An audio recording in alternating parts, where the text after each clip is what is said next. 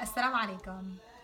We're back again for the first official episode of how we can incorporate the 99 names of Allah subhanahu wa ta'ala and the characteristics of the 99 names of Allah subhanahu wa ta'ala into our own lives in order to better our relationships, better our marriages, better our connection with our children, with our families.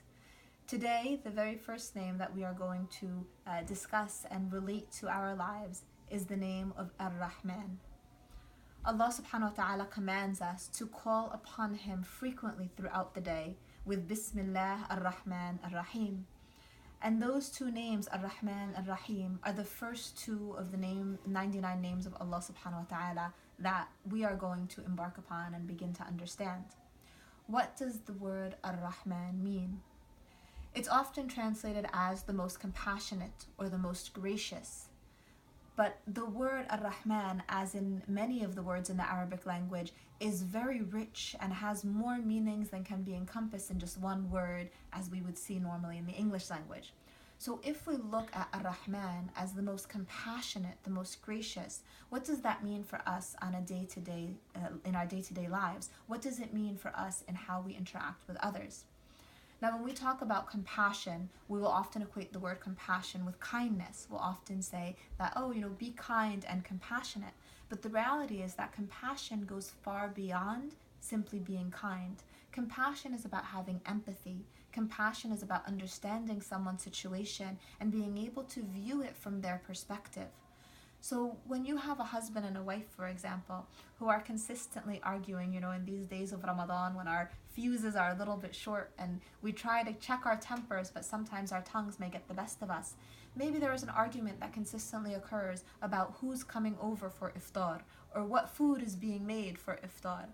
Now, if a husband is consistently asking for specific food items or for specific people to be over or different interactions, and the wife may be responding and saying that, this is too much for me, or I can't, I've been cooking every day, this is the moment where compassion needs to come into place. This is the moment where we can think of Allah subhanahu wa ta'ala as Ar-Rahman, the one who is most compassionate, most gracious, and we can bring it into our day-to-day lives by implementing compassion in that type of a scenario.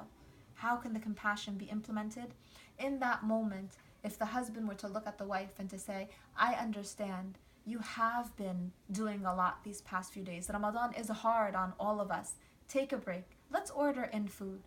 If the wife looks at the husband with compassion and says, I understand you've been working hard and you enjoy breaking fast, not just with us as a family, but with others from the community as well. Let's invite people, but let's keep it simple. In this way, both husband and wife are showing compassion to each other.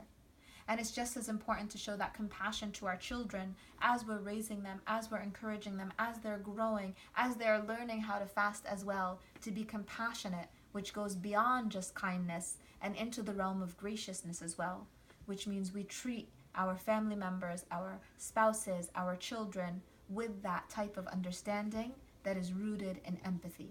Because this is one of the characteristics of Allah subhanahu wa ta'ala, Huwa Ar-Rahman. Jazakumullahu khair, and thank you so much for coming and then joining me on our episode for today. Inshallah, I hope to see you in tomorrow's episode as we look into the name of Allah, where we say Ar-Rahman Ar-Rahim. Assalamu alaikum.